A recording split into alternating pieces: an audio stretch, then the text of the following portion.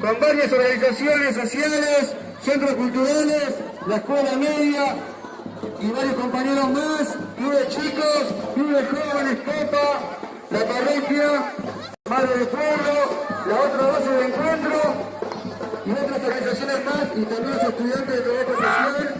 Celebro el encuentro, celebro esta movida, donde es el noveno San Juan que tenemos, en otras cosas. Y vamos a quemar lo malo que de atrás. Y paso un deseo que lo quiero compartir con todos.